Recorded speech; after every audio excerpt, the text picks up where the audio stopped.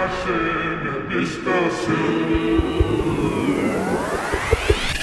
bën edhe e bën si drejtje.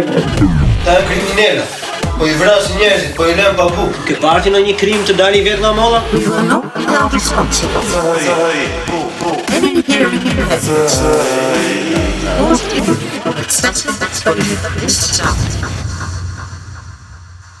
Jemi prap, bira po, cigare po, s'do t'jenë në rregull, jemi gati të flasim për atë problemin e Ukrainës. Po përdorë një metodë që përdorim kur flasim edhe për Shqipërinë, normalisht, duke filluar që nga kohët e hershme deri sa mban.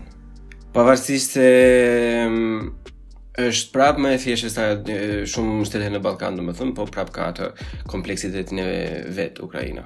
Do të marr një minutë kohë të falenderoj diçka ndryshe podcast për donacionin special duke bërë një intro kaq të bukur për podcastin.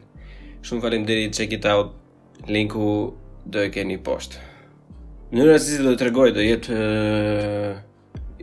pa dhënë shumë fakte sepse do zjasë gjithçka jashtëzakonisht shumë, po do mundohem që të referojmë gjithmonë territorit të Rusisë dhe Ukrainës, siç i njohim ne sot, dhe duke përshkruar se çka ka ndodhur me ato territori gjatë historisë. Dokumentimet e para rreth këtyre territoreve janë në shekullin e 7 para Krishtit, ku në këto vende jetonin fisë turkike iraniane si Scythianët dhe Sarmatianët.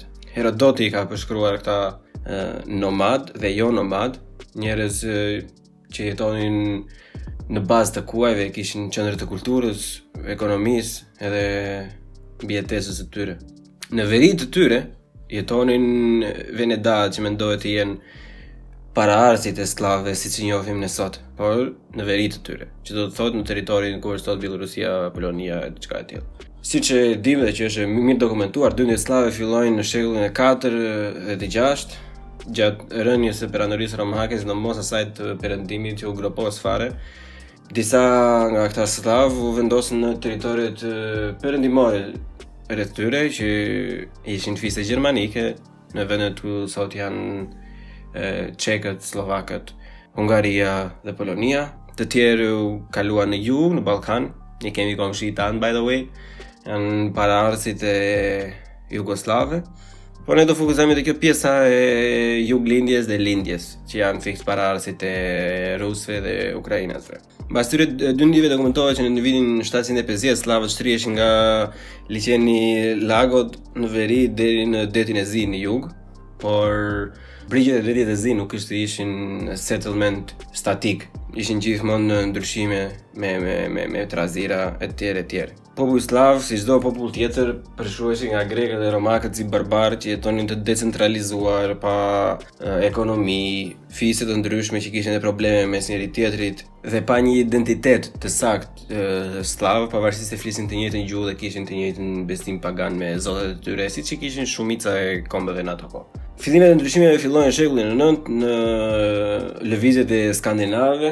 Ne njohim më shumë pjesën e Anglisë dhe të Francës, pasi ka dhe shumë seriale dhe dokumentar rreth tyre, po nuk mungojnë dhe të tjerë në vizet të tjera, siç do ishte kësaj radhe territori ruse dhe Ukrainës. Gjithsesi, lëvizjet skandinave, shekulli 9, ata që shkuan në perëndim shkruan në angli, njohën si vikingë ose nordik. Ata që shkuan në Francë njohën si norman etj. Shumica e këtyre ishin danez, përgjithsisht gjithmonë, dhe përgjithsisht suedezët kalonin gjithmonë në lindje. Në lindje ata zbuluan këto rrugë ujore brenda kontinentale të territoreve polake, ruse dhe ukrainase, dhe nëpërmjet lundrimit të tyre ranë në kontakt me kultura të ndryshme.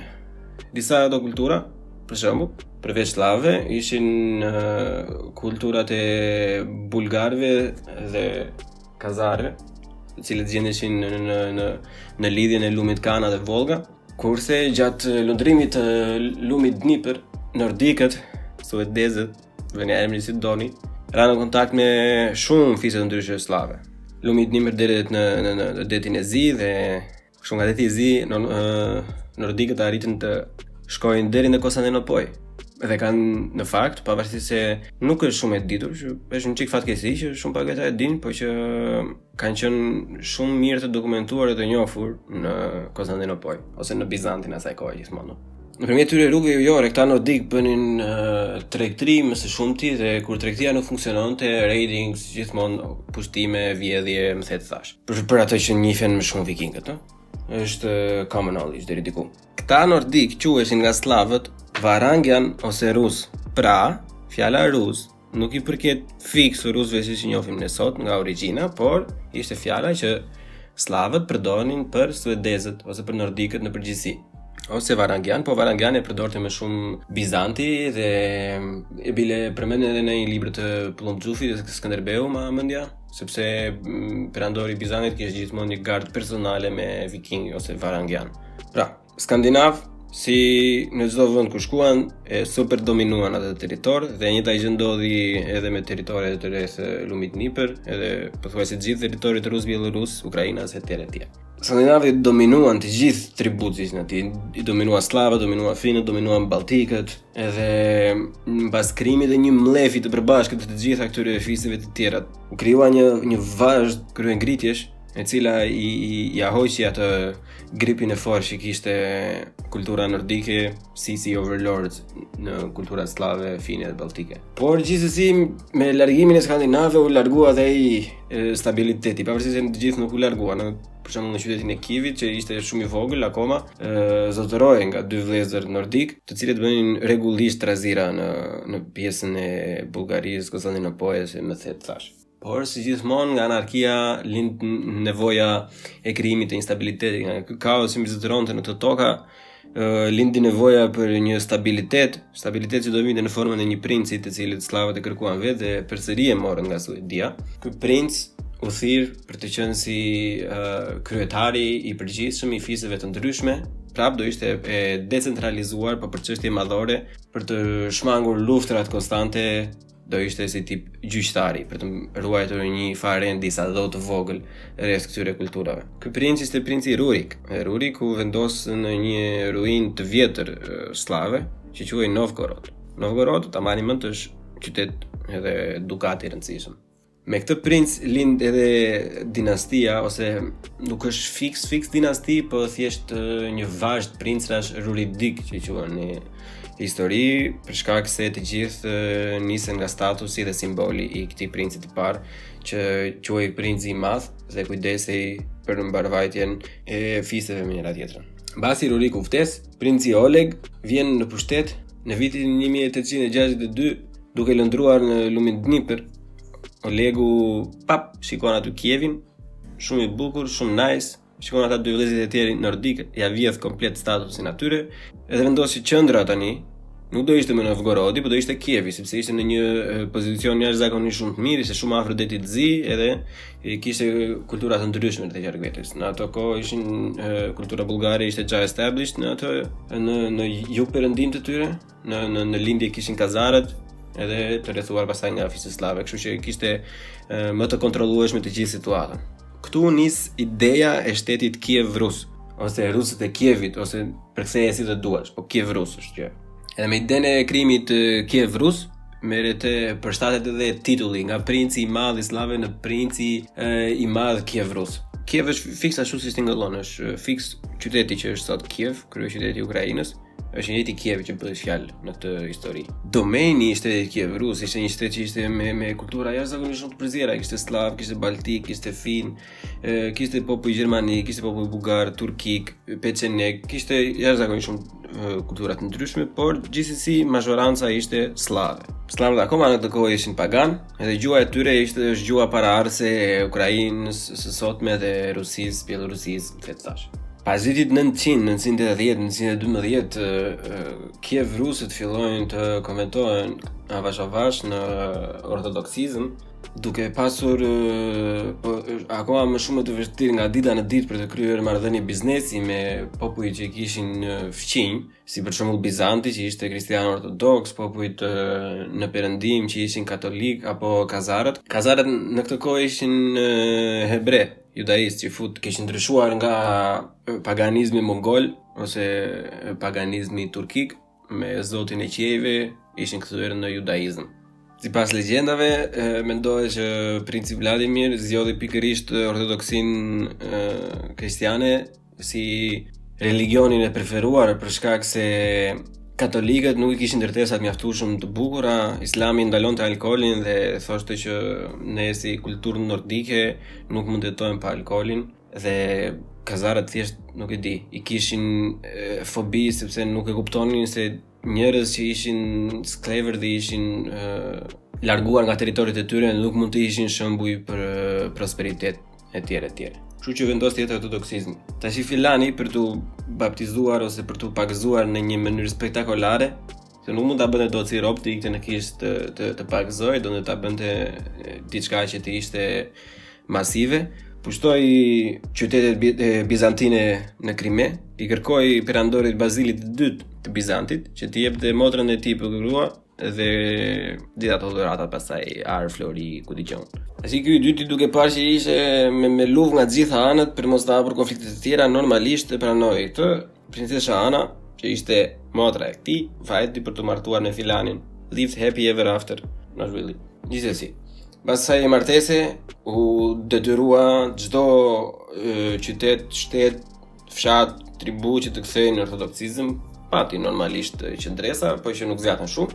Por që i shërbeu shumë sepse me këtë konvertimin masiv në ortodoksizëm erdhën dhe ato vjelit e para të marrëdhënieve tregtare që u lehtësuan shumë për kievrusët. Që atyre periudhave të tranzicionit, kievrusët arritën edhe të devastojnë, të shkatrojnë shtetin kazar, që ishte në lindjet e tyre, që i bie lindja e Ukrainës së sotshme edhe ku diqon pjesa veriore e Gjeorgjisë e tjerë, duke vjedhur dhe plaçkitur siç e donte zakoni normalisht. Por rreth vitit 1054 mbaron gjëja. Domethënë aty bie komplet shkëlqimi i shtetit kievrus. Pse do thoni? Shumë e thjeshtë, por që është dokumentuar fatmirësisht.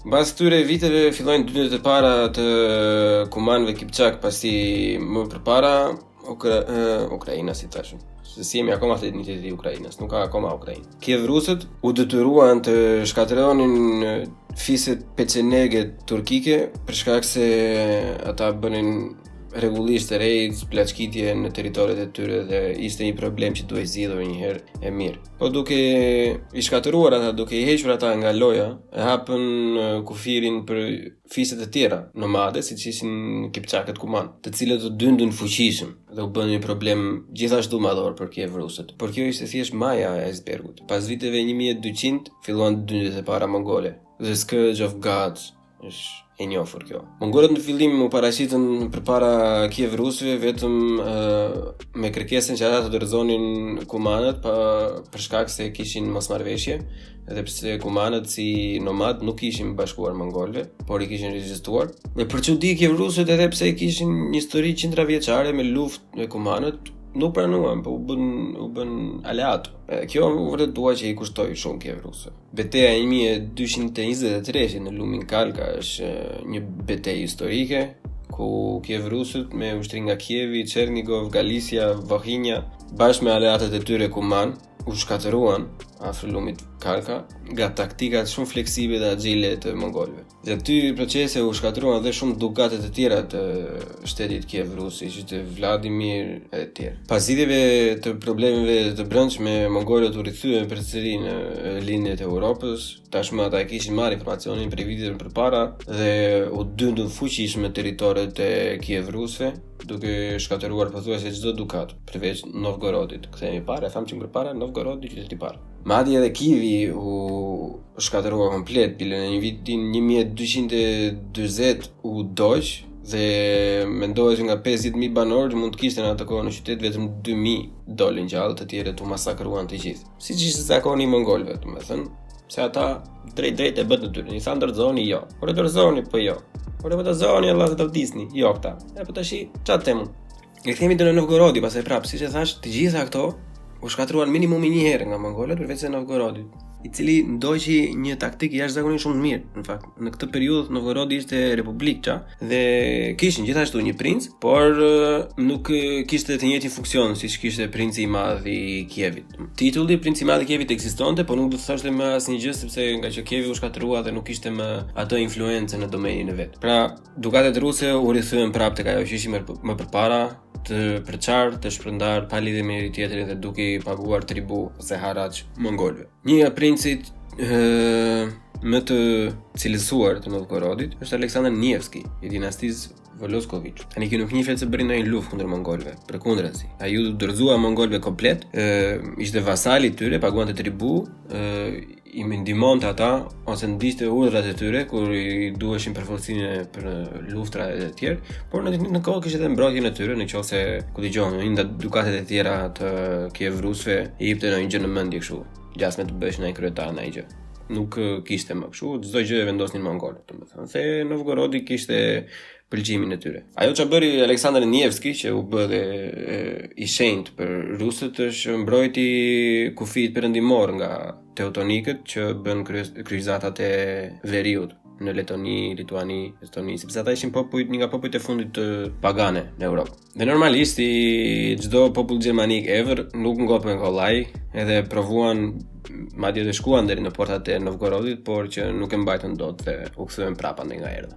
Është bukur si përsëritet historia ndër vite, if you know what I mean. Nga kjo fazë fillojmë me atë pjesën e historisë që bën çik më shumë sens, që kuptohet pak më thjesht se si janë të ndërlidhura kulturat. Gjatë asaj periudhe, territoret ku është Ukraina sot ishin akoma në sundimin e mongolëve, në tufën e Artus edhe Golden Horde. Por pjesa veriore ishte në influencën e Novgorodit, i cili vetë pastaj ishte vasali i mongolëve. Gjatë kësaj periudhe semi-prosperiteti, le të themi, filluan të fuqizohen dhe dukatet e tjera, siç ishte dukati i Vladimirit, edhe më vonë dukati i Moskës, që nga qyteti i vogël pa rëndësi do kthehej në një dukat më të rëndësishëm. Ndryshimet më të mëdha ndodhin kur në 1999 patriarku kryesor i kishës ortodokse lëviz për herë të parë nga Kievi në Vladimir dhe pastaj më vonë në 1325, 26 vite më vonë, lëviz në dukatin e Moskës, sepse Moska u fuqizua në këto pak vite aq shumë sa jo vetëm u bë kryeqendra për patriarkun, por u bë dhe kryeqendra e të gjithë Kiev rusëve ose rusëve.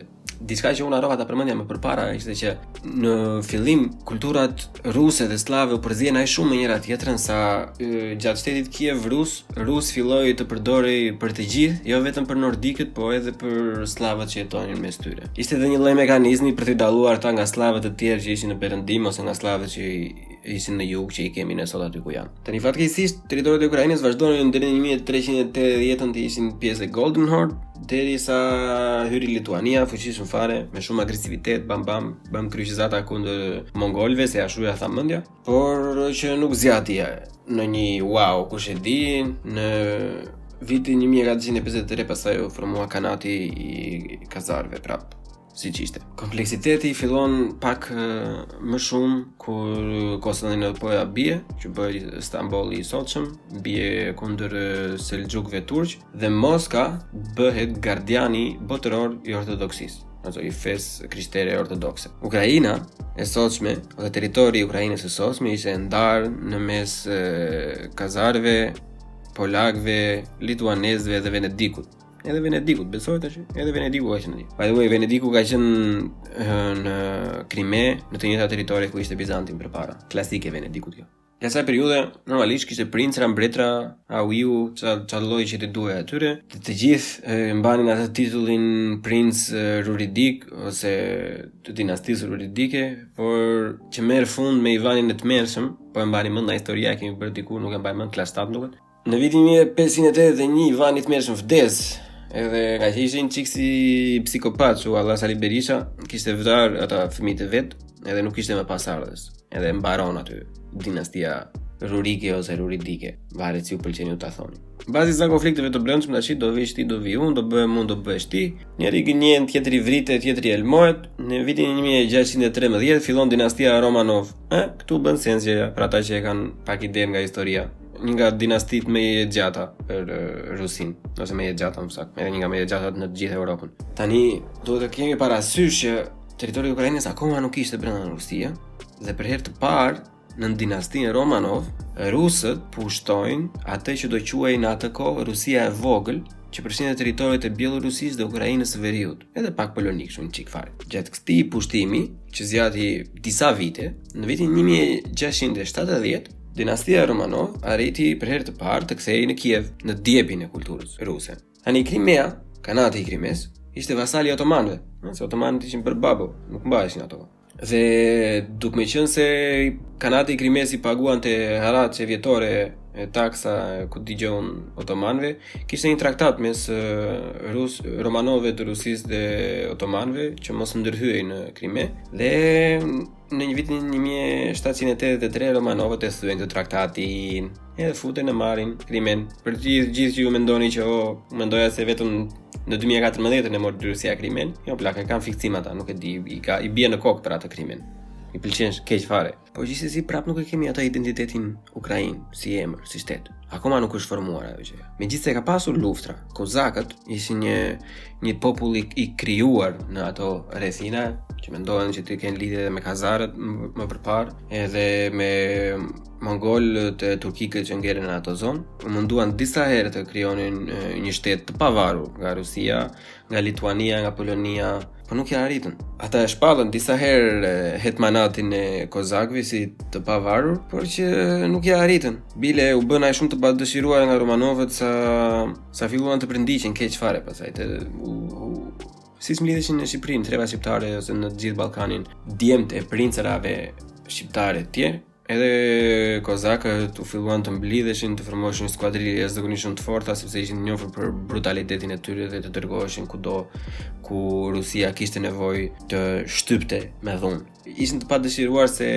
s'kishin fare të shkretet, se për të qenë të pavarur ju desh të bashkoheshin, të ishin aleat me shtetet e ndryshme kundër shteteve të ndryshme, duke luftuar në krah të Polonisë, në krah të Rusisë, në krah të Suedisë edhe kundër këtyre kur ju duhej, por që nuk eci. Kur të ecën, thjesht aty bësh. Kjo i dha një emër shumë të keq atyre, domethënë në të gjitha kulturat, në kulturën polake, ruse, u krijua një mllef rreth tyre dhe kjo do ta ndjeki jashtëzakonisht shumë keq Ukrainën. Sepse këtu fillon ai identiteti. Akoma nuk është fjala Ukrainë, po këtu fillon ai identiteti i një shteti të pavarur të Ukrainës. Përdorej gjatë gjithë kohës si mjet shkëmbimi. Rusia me romanovët nga lufta e parë botërore përdori, ja dha një herë Gjermanisë, pastaj Polonisë, ja dha në fillim Gjermanisë në 1918-ën, pastaj Polonisë në mbarim të luftës parë botërore në 1921-ën, po që gjithsesi Polonia do jepte prapë pastaj Bashkimit Sovjetik pas luftës së dytë botërore, si gjithë e dim. Ajo që nuk i ndihmoi, po që nuk i ndihmoi fare ama Ukrainën, ishte fakti që kishte një sasi shumë të madhe hebrejsh, çifutësh, judaistësh, ku dëgjon tani. Dhe pavarësisht se njerëzit e kanë të fiksuar që vetëm Hitleri edhe nazistët vrisin çifut, me keni gabim, çdo njeri vrisë çifut atëherë. Ishte shumë trendi, ishte shumë fani për të bërë kjo. Vdisnin rrok. Dhe një statistikë e vogël është vetëm në ditët e para që janë futur nazistët në Ukrainë, janë vrarë 33.000 çifut. Imagjino sa ka pasur skorin ai. Kanë qenë super lojtarë Call of Duty ata. Më e dhimbshme pastaj që shkalon që degradon situata fare, është uria e madhe në Bashkimin Sovjetik në drejtimin e Stalinit. Quhet Holodomor. Shumë njerëz dinë për Holokaustin, por shumë pak dinë për Holodomorin. Mendohet se 10 ose mbi 12 milion ukrainës kanë vdekur nga ato. Sepse Stalini ndiqte të njëjtat politike që ndiqte Britania imperialiste me Irlandën, ndiqte edhe Putini me Ukrainën, pavarësisht se Ukraina vet ka toka jashtëzakonisht shumë pjellore që mund të furnizonte jo vetëm veten, po edhe të gjithë fshinjët pa asnjë lloj problemi. Por politika e ndjekur në ato kohë për të shfarosur këto kulturat që ishin atje, që fatkeqësisht ishin efektive, sepse që nga Romanovët deri te Stalini vrasja në mënyrë rregullore e njerëzve që ishin autokton aty, hapi hapësira për settlers, për njerëz që vinin nga Rusia. Edhe filloi të mbushej zona me sa më shumë rus.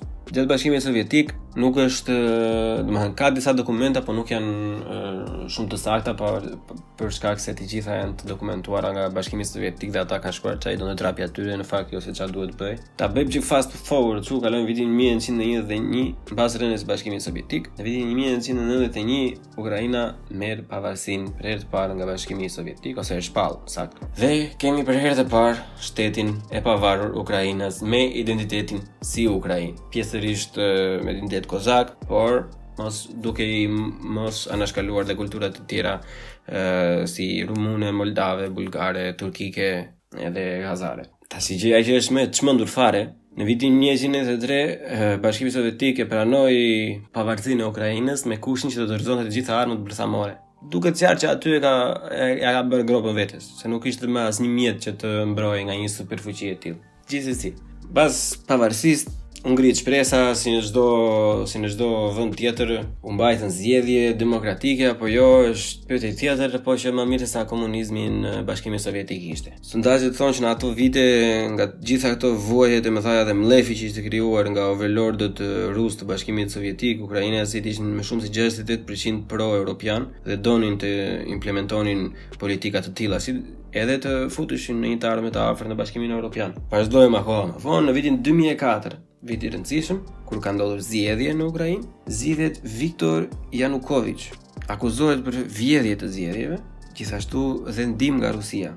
Pse? Sepse ishte kukull i Rusisë, ishte pro-rus.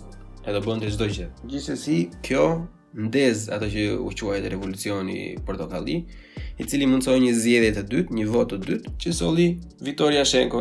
Viktor Yashchenko ishte pro-perëndimor, pro-europian. Vazhdojmë me politika, normalisht, vazhdoni jeta. Në vitin 2010, që se marrë veç se si, filani, ai që dhan përpara Viktor Yanukovychi zgjidhet prapë në 2010, po kësaj radhe nuk e nxorën direkt. Në 2013, në një mbledhje të madhe të gjithë politikanëve të rëndësishëm të Europës në Kiev, do të nënshkrohej një marrëveshje stabilizimi asociimi për Ukrainën nga ana e Europës dhe marrëveshje tregtare me Europën për të hapur rrugën drejt integrimit etj. Tani Viktor Yanukovych, nga që ishte në influencën ruse, që e kishte marrë shpirtin fare, nuk e nënshkruan fare atë, edhe pse ishin mbledhur në Kiev, nuk e nënshkruan fare atë gjën. Dhe përkundrazi, nënshkruan një marrëveshje me Putinin, ka hyrë gjatë Putinin loj këtu, te kjo pika. Kjo pastaj ai trurin popullit fare, kështu. Çmendin ata thonë, po ne donim të gjithë të iknim në Europë, ky na xhoi në Rusi. Protesta, ma mënja se shumë nga brezi jon, e mbajnë më të mirë këtë. Kanë qenë protesta në ditë me radhë, ka zgjatur shumë derisa tipi kapitulloi. Edhe u aratist pasaj nga Kievi në Bielorusi, nuk e dim se ku është. Në krye pasaj do të zgjidhej një president tjetër që ishte pro-perëndimor, po Xhaxhi Putini u mërziteshi. Sa i mezi e vuri prap atë, ta e hoqën prap. Edhe çfarë ndodhi? Në 2014, mori krimen prap. E mori krimen se ishte vajtur mu këtu në hund vdiq për një çik krimen. U fut në krimen me pretekstin që ja vodhën ati Yanukovychit, pavarësisht se ishte i pari që ishte vjedhur, po gjithsesi lojra politike janë këto, nuk është e detyruar politika të bëjë sens. Në mbas aneksimit jep fonde edhe pjesës lindore të Ukrainës, rajoneve të Donetskut, Luhanskut, Donbas e tjerë, që gjasme ishin me shumicë ruse, që bën vaki edhe janë vërtet me shumicë ruse, po nuk është shumicë natyrale, është shumicë imponuar, janë persona që thjesht janë zhvendosur nga territoriet e tyre dhe pastaj është mbushur me rus, që ka ndodhur rëndomt në kulturën tonë në Ballkan. Ne mund të kuptojmë shumë mirë këto gjëra. Dhe nga 2014 nuk është se ka ndryshuar ndonjë gjë. Kjo lufta që po ndodh tani nuk është ndonjë kështu çudi e madhe që ua, po ç'ne, po pse, si ka mundsi.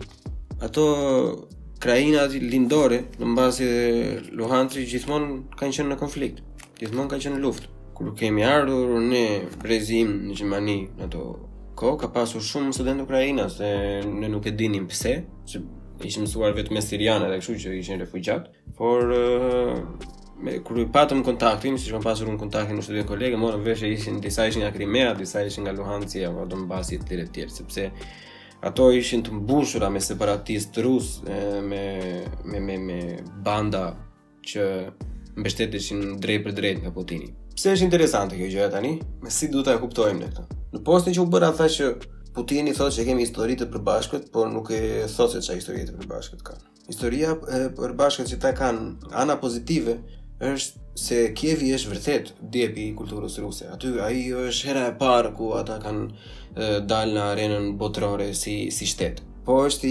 ajo pjesa drejt kënd që nuk është katror, po katrori është drejt këndësh. Edhe nëse do të marrësh fiks në kontekstin historik, Rusia është Ukrainë, po Ukraina nuk është Rusi. E kupton? E thënë në mënyrë shumë absurde, është në mënyrë banale për ta thënë. Por që qytetërimi nuk lindi as në Moskë, as në ku dëgjon në Stalingrad, lindi në Kiev. Kështu që nuk ekziston ajo linja statike që thot Putini. Pastaj edhe kështu brotherland, motherland, au iu, jemi popull i vlezër. Edhe ai shumë vlezër nuk janë, se janë trajtuar si kafshë gjatë gjithë kohës. Se nëse do ishin popull i vlezër, nuk do ishin vrarë ai shumë kozak, edhe nuk do kishin ngordhur ai shumë gjatë Holodomorit, gjatë urisë së madhe. Janë trajtuar gjatë jetën e tyre si plera, si dytësor, janë trajtuar si gjedh për këmbim. E tani duhet të sillen sikur kanë ndodhur asnjë gjë. Kjo është historia e përbashkët. Po, e kanë historinë e përbashkët, por nuk e kanë historinë e përbashkët se dy gota me papion duke dalë nga shkolla dorë për dorë duke kënduar. Historia është shumë e dhimbshme, se ata janë shkatruar, janë shkruar gjithë jetën, janë nxirr jeta. Kush e ka pasur vëmendjen e dinte shumë mirë që kjo do ndodhte, nuk është një gjë. Kjo është fatkeqësia më e madhe, se gjithë e dinin, gjithë liderat e dinin, ka shumë veta që kanë mbi 20 vite që thonë që Ukraina do plasi sepse nuk ka zgjidhje tjetër. Edhe tani, në fakt dy zgjidhje ka. Zgjidhja ka çka do ulen tash. Dëgjova se kishte dalë me gatshëm për negociata. Për çfarë negociata? Ai dëmin e bëri. Po të ulen këta tash do duken më vdeksira se sa janë gjithë kryetarët e shteteve perëndimor apo NATO apo të gjithë tjerët. Se ai gjatë dëmin e ka bër, ai duhet të dënohet për atë, si s'bën. Nëse ai nuk dënohet, motivimi për luftë në Rusi i kalon skajet fare, i ikën në atrut e koksa, thonë jemi të pandalshëm, edhe bëjnë çaj do trafi, e mirë të mbyllë Rusinë e Abuxhi, futën ndej ku ti doj qefi aty. Ose zgjidhja më normale është lufta, që duhet të ndërhyj. Unë mendoj se NATO duhet të ndërhyj, sepse ne jemi në një gjendje, se bën vakinë na bie Serbi me grushta kokës. Çfarë do thoj NATO, nuk do të ndërhyjmë ne? I bie pastaj që kot e mbajmë mendin andaj, ne presim të ndryshojnë ai gjë. Se në qoftë ata janë në rrezik, po sulmohen, po bombardohen dhe ai që është idhulli yt që ti do të jesh pjesë, nuk të ndihmon, çfarë kuptimi ka? Pastaj ajo që është gjë e bukur fare që mua më ka pëlqyer mbase se është fjala e dur, po që më ka bërë shumë përshtypje dhe gëzon respektin tim total është reagimi i Ukrainës. Okej, ishte ajo vala që gjithë secili mundoi të ikte sepse jo ato kohë që jetojmë ne nuk është themi i rritur asnjë brez me një patriotizëm shumë të madh që do luftojmë për ata, po gjithsesi ata që kanë ndonjë kanë dalë dhe video të ndryshme me radhë që janë për të rekrutuar për të marrë armë. Edhe nuk ka asnjë lloj negativiteti ajo që. Është shumë mirë. Ky është mendimi im. Se më fillon pastaj kështu me DM prapë jo po ti je për luftën. Kështu mendimi im është më mirë të vdesësh duke mbrojtur diçka që ti beson që është shtëpia jote, sesa të largohesh e të qash diku tjetër pastaj jo po na morën ata këtë. Se i bie po të ikin të gjithë pastaj, se kanë frikë çfarë mutin do bëhet pastaj. Fajtori kryesor i kësaj krize duam në Shtetet e Bashkuara të Amerikës. Në leadership aq i dobët sa është tash atë zë gjumi në podium, të dhëmbin syt kur e shikon, kështu të djegin syt, është aq keq nuk bëhet këta të Evropës, thonë ne e dënojmë, dalin bëjnë Twitter e dënojmë. Plako jeni kryetar shteti duhet të merrni masa më të forta. Putini ka qenë në vitin 2010 që përgatitet për këtë. Ai është përgatitur për të bërë ballë sanksioneve. Është dokumentuar kjo shumë mirë. Ju sugjeroj të gjithëve thjesht futuni në YouTube, futuni në Google sa është përgatitur Putini për këtë. Është jashtëzakonisht i mirë përgatitur. Por edhe nëse çdo gjë mbaron nesër, nëse nuk ka me luftime. Ai tregoi që mund të bëj çati doj trapi aty dhe nuk s'ka asnjëri ç'a bën. Edhe kjo është dëmi më i madh. Për mos e thënë që ata që kanë vdekur nuk janë dëmi i madh, janë shumë dëmi i madh ata. Po dëmi i madh të përgjithësi i kulturës për të gjithë është pjesa që një filan, që unë nuk besoj që është vetëm ai, se ka shumë rusë që mendojnë ashtu, por që po ja hedhin fajin atij për momentin, që një filan tregon që unë mund të bëj çfarë dua në domenin tim domethënë dhe juve frin në syt. Edhe të gjithë perëndimorët pasaj që shesin lirinë, demokracinë e të tjerat, dalin bllov, se premtojnë në çdo vend që do ndihmojmë të ecnin përpara, do ndihmojmë për atë. Po kur shfaqet rreziku i vërtet, nuk janë aty. Nëse ukrainësit do trajtoheshin mirë, nuk do ishin ndarë asnjëherë nga Rusia. Reagimet të forta unë kam marrë dhe pjesën që pse përmend pavarësinë e Kosovës në këtë konflikt. Unë përmend për të vetmen arsye si një hatërmbetje minimale. Dhe ky është mendimi im personal, unë nuk përfaqësoj asnjë njeri tjetër përveç se vetes time. Ukraina në lidershipe të ndryshme, edhe në lidershipe pro-europiane e të gjitha, nuk e ka njohur Kosovën. Mund të themi që okay, ka qenë ata që ka qenë pro-rus, nuk mund ta njihnin, kuptoj. Normalisht nuk do ta njohnin se e kuptoj. Po ata kanë pasur dhe shumë pro-europian, edhe Filani që është tash që është super europian, nuk e ka njohur prap. As nuk ka marrë mundimin, nuk është se e provuam, po nuk na linte kjo ta njihnin. Jo, nuk e ka marrë mundimin fare. Edhe pjesa e reciprocitetit në këtë kontekst nuk është ai shumë e gabuar. Unë personalisht, nga që kam edhe miq këtu që njoh janë Ukrainas, kam edhe ndjenja personale, normalisht jam i përfshirë me aktivitete të ndryshme dhe unë e kam suportin tim 100%, domethënë. Po edhe unë do e kuptoja shumë mirë një person që do thoshte mua nuk më intereson fare, kupton se s'kan asnjë farë lidhje me ne. Nuk do më ngelte qefi ose nuk do mendoja se ky person nuk mendon shumë për këto probleme. Për faktin se nuk e si ta trajtosh sikur s'ka ndodhur asnjë gjë. Se ne jemi gjithkohës në buka ta me gur. Me çdo lloj kulture të ndryshme. Ne buka ta me gur. Ne do të luajmë gjithmonë rolin më të mirë. Që në fund të herës, domethënë, do ishte gjë shumë e mirë nëse ne do e bënim kështu, nëse të gjërat do funksionojnë ashtu siç donim ne. Që e mira fiton në fund apo ku dëgjon që paqja e më thet thash, po që e ka treguar historia që nuk funksionon ashtu. Nuk mund të themi që gjithkohës jo kundër luftës. Lufta tashmë ka filluar, është shumë vonë. Është kundër luftës. Ato problemet që janë bërë aty nuk zgjidhen më pa luftë. Fatkeqësisht, është tragjedi. Absolutisht është tragjedi. Po një zgjidhje tjetër diplomatike në këtë moment kur ai xha ka bërë çka i ka dashur trapi, vetëm do të dëmtonte Ukrainën më tej. Edhe do të dëmtoj. Unë mendoj se Ukraina do i shkëputej në Ukrainës. Sepse nuk mund të arrijnë ndryshe stabilitet tjetër, sepse NATO nuk ka për të ndërhyrë në Ukrainë. E duan, Ukraina do ngelet një xhep i vogël. Ai se do ngelet Ukrainë perëndimore dhe ata Ukraina perëndimore mund të bëjnë çfarë duan. Gjithsesi ideja e gjithë podcastit, domethënë, ishte që ata që dëgjojnë, ata që janë të interesuar të krijonin një ide, domethënë se çfarë është Ukraina, çfarë përfaqëson, kush janë, nga vinë, edhe pse kanë këto probleme që kanë tash. Rusia nuk është vërtet e kërcënuar nga Ukraina, nga që Ukraina do të hyjë në NATO dhe do t'i ketë raketat afër. Sepse njëjta gjë është në Lituani, Letoni, Estoni. E kanë të dera. Dhe bazat ushtarake të Letonisë janë më afër se sa ato të Ukrainës. Kështu që nuk është kërcënimi drejt për drejt ushtarak. Është thjesht domeni i Putinit. Thjesht duhet të vendosi dorën e vet që unë bëj këtu çfarë dua. Është kaq e thjeshtë, fatkeqësisht. Është kaq e thjeshtë. Sepse do bëhet, unë tani nuk e di, se nuk jam profet, bovaki kjo situatë nuk do ketë një fund të lumtur. Bottom line, gjithsesi shpresoj që mos të ketë ndikime shumë në Ballkan, pavarësisht se ne jemi të lidhur direkt me atë konflikt tash, edhe siç e dim Republika Srpska do diku ka aq kohë që do të bëjë një referendum për të shkëputur nga Bosnia e Bashkuar dhe Serbisë. Edhe frika ime është nëse Putini fuqizohet shumë, Ballkani do jetë prapë kutia e shkrepsës për çdo lloj budalliku tjetër. Shpresoj që jo, shpresoj vërtet që mos ndodhi asnjë gjë nga këto, por janë thjesht mendime që kalojnë kokën time.